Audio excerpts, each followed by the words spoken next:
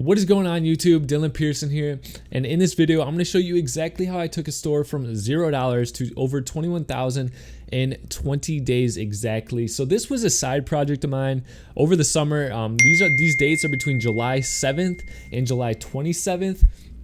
Right now I have about 4 brands running, and at the time I had 4 brands running. So this was my 5th one, and it was just an opportunity I saw that I thought would be kind of cool to launch. So I did it, and I'm going to show you exactly how I was able to generate these numbers. I'm going to hit refresh here to show you that this is a real dashboard. And now we're just gonna get straight into the case study itself. So I actually found this product by using the Adspy product research method I've taught in my previous videos. I used the exact method I taught. So if you're interested in that method, I'll put the link down in the description for you to check that out.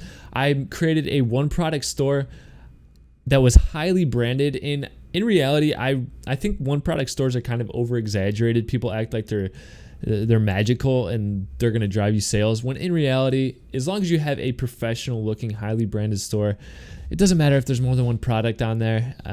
It's just kind of a trendy thing going on right now. But the reason I did go with the one product store is because the 4 other brands I have, I didn't want to drop this product onto it. So I just created a store around it and launched it. The crazy thing about this product though is it is found in stores. It's not a incredibly scarce product. The unique aspect about it though that I really found intriguing was that it was a new version. It looked incredibly professional and modern. It had some new features, and that's what kind of gave me the ability to put a unique angle around it with my marketing. It solves a common seasonal problem, so it's evergreen, which is great. Every single year at the same time, you're gonna see a huge spike in this trend. And then also, you can utilize different areas of the world with specific weather and climates to sell this completely year-round. So it's a good evergreen product with a year-round problem, and especially a really big focus on seasonal problems. I almost had a 5x price markup on this, which drove profitability very, very well. 3x, I wouldn't have been profitable at all with this. So the product, looking so good and having those new features really allowed me to create that price markup and drive profitability. I didn't have any other product upsells on the store. I only used the quantity upsell. So buy 2x, 3 plus or more, get 10, 15% discount. Just a basic quantity upsell. It did work really well. And the price markup and the quantity upsell allowed me to drive an average order value of $63 with this. So very, very good average order value. The product itself had around 1,000 orders on AliExpress, which showed me the supplier was legitimate. They had a really good rating, feedback, and some good reviews from the US on the AliExpress page that I could read through and kind of see, if people were enjoying the product and it was working as promised. Overall, the profit margin of the store at the end of the day was around 25%, and I actually sold this store at the end of July. That's why you see that huge decrease here in this chart, and that's because it was sold. Someone approached me interested in buying it. And one thing I want you to take note of is an opportunity for selling businesses like this. The reason being is people have other businesses that are in the same niche or interest in getting into this niche. And if you look at a store like this, I spent around $8,000 on ads. Someone that isn't too familiar with ads yet, but has a similar brand or an interest in this niche, is getting $8,000 worth of data, connections with the supplier, negotiated prices, automated fulfillment for whatever you sell it for. So it can turn out to be a win-win situation for both yourself and the future buyer of this business. So it worked out really well with this specific business. Someone came and bought it at the end of July, which is why the sales just dropped off there. So the ads initial setup, this is how I launched and created the ads. I used clips provided by the suppliers. I didn't go on YouTube and I didn't create custom content. I wanted to launch quickly, and I found that some of the suppliers had videos for this product. So I reached out to them. I said, hey, I want to use this in my marketing. They gave me the okay. And then also, if you try to just take videos from their product page, a lot of times it's going to be low quality. It's going to have the Chinese writing on the video. So if you reach out to them and ask for the actual video file without any type of text on it, a lot of times they'll provide it. So they provided me the 1080p video with no text on it. It was wonderful. I then went into actual creation of the video itself, and The first 5 seconds of the video are shocking. When creating videos like this, though, you need to make sure it follows Facebook ad policies. You cannot create videos that are shocking in a way that offends people. This video was shocking in a way that it made them say, wow, this is crazy, but not like, oh my gosh, like this is horrible, I got to report this ad. So you need to follow Facebook ad policies, but if you can create something that gets an emotional response out of people in that first 5 seconds, it's going to be huge, and it worked tremendously well for this video itself. Following up with the word tremendous, I placed a tremendous focus on the thumbnail, and it was actually taken from the first clip. The reason I think it's important to take your thumbnails from the first clip is because when someone sees a thumbnail and then the video starts playing and it's not similar to that thumbnail, it just kind of puts them back a little bit. I noticed lower engagement rates and watch times when that happens. So if you can ensure the first 5 seconds of your video are very, very intriguing and the thumbnail is directly taken or incredibly related to that first 5 second clip, it's going to perform very well. The virality of the video itself was generated through the users saying, hey, tagging their friends, check this out, this is crazy. And it really was because of the thumbnail in the first 5 seconds. They wanted their friends to see what they just saw. So it worked very well just to get people in. And then I used memes and GIFs for responses. This worked so well that some of my comments had just as many likes as the video itself.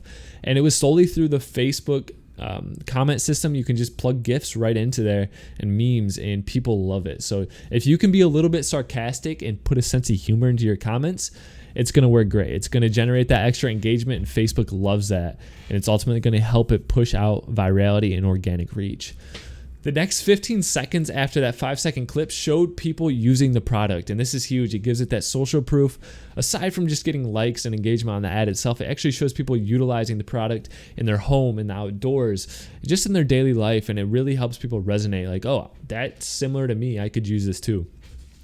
The formats I use a 1:1 ratio, which is a square ad. I created it with Premiere Pro and Animoto. I use this for newsfeed and just general automatic placements. Square videos are the way to go. And then I created a 9:16, which is the vertical ratio ad with Premiere Pro. And I use this for retargeting. I hit people on their stories, and just throughout the Facebook platform that my square ad didn't look as good. So vertical ads, very good for engagement because it takes up the majority of their screen. There's no other distractions, and it works great for retargeting.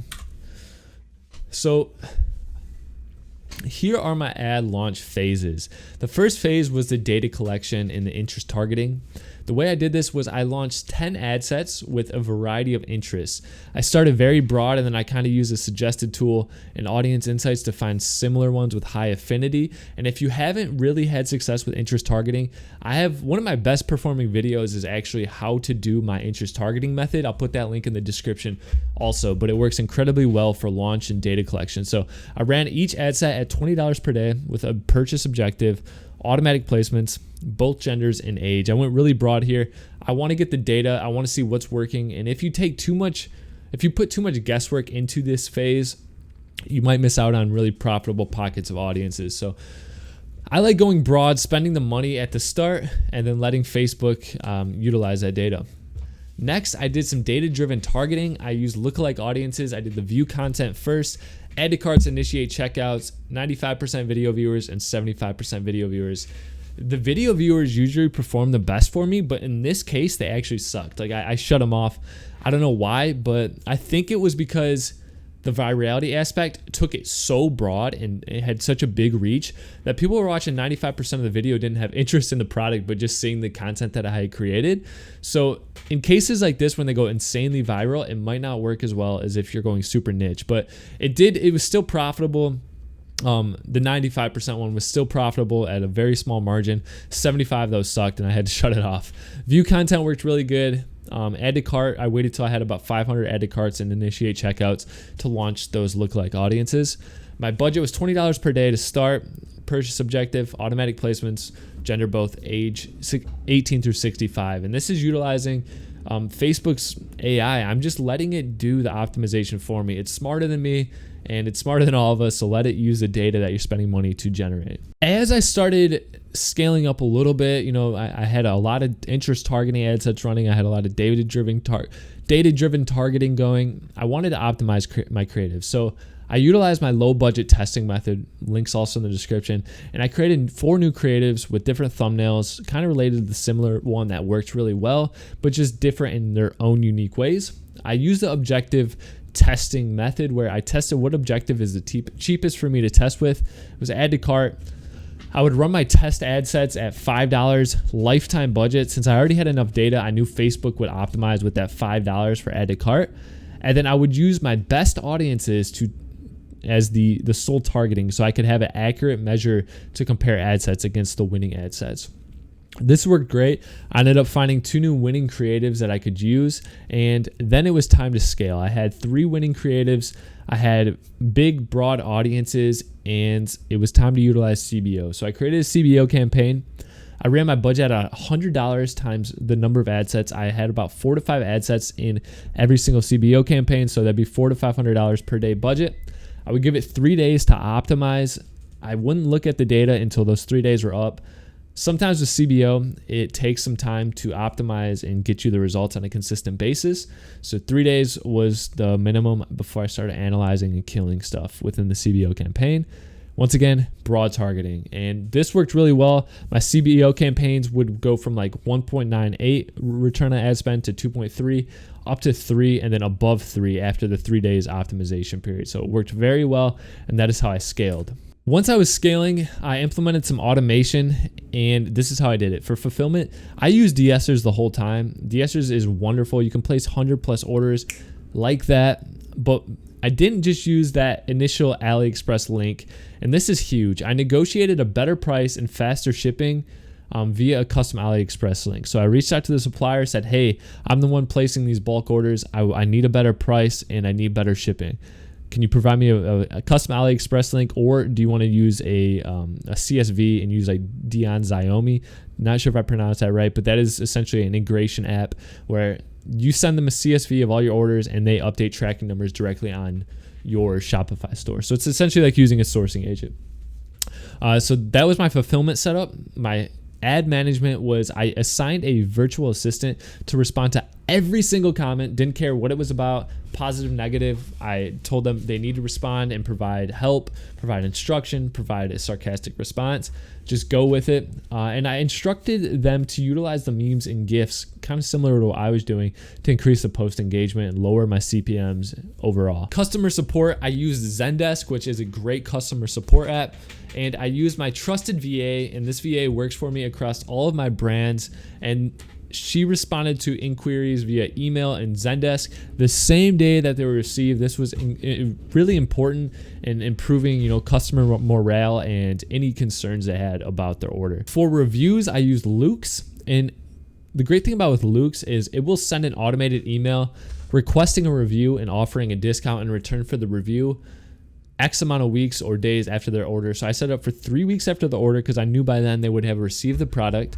And it also gave me a chance to get the user to express any praise or concern before Facebook hits them with that "how was your experience" questionnaire. So this let me solve any problems they might have had. So it prevented, any risk of being banned from the Facebook ad platform for, any reason such as customer unhappiness. What are the areas for improvement? If I wouldn't have sold this and I did want to do, run this brand, put more effort into it, this is how I would have improved it overall. I would have bulk ordered the product. It would have got me incredibly good margins. I could have been running at like a 6 or 7x price markup. And then I would have had US fulfillment, so 2 to 3 day shipping times. I would have focused on improving the average order value even further. Although it was $63, if I were to utilize similar product upsells, I could have drove the average order value to $70, $80 per order, which would have been great for profit margins. Influencer marketing could be huge for this specific product. Showing it used further in lifestyles, different areas, different aspects is only going to resonate with different viewers better. So it's going to, drive more conversions. Influencer marketing is always a great opportunity for 99% of products. custom video content. Once again, this is kind of the same as influencer marketing, either sending it out to people or using it myself and recording the product being used in people's lives would have worked great for ads. And then my conversion rate was actually like 1.6%. And the reason I was still able to manage a $25 or 25% profit margin was through the average order value and through the virality and the organic reach of the ad itself. So if I could have upped that to a 3% conversion rate, that would have been $40,000 in sales in 20 days. So as you see, those small conversion rate improvements and optimization are huge. And the reason I didn't really do any of this stuff was because it was sold 20 days after it was launched. So if this would have been more of a long-term play for me, I would have absolutely taken all of these into consideration and implemented them. So overall, this is how I took a store from $0 to $20,000 or $22,000 in 20 days. I hope you guys got a lot of value out of this. If you haven't yet, make sure to subscribe and hit that notification bell. I drop a video just like this a minimum of 2 times per week, always super high quality. And if you haven't yet, drop me a comment with any questions, any comments, any tips that you would like to see in future videos. I respond to any and all comments, so hit me down there. I'll see you guys in the next video. Dylan out.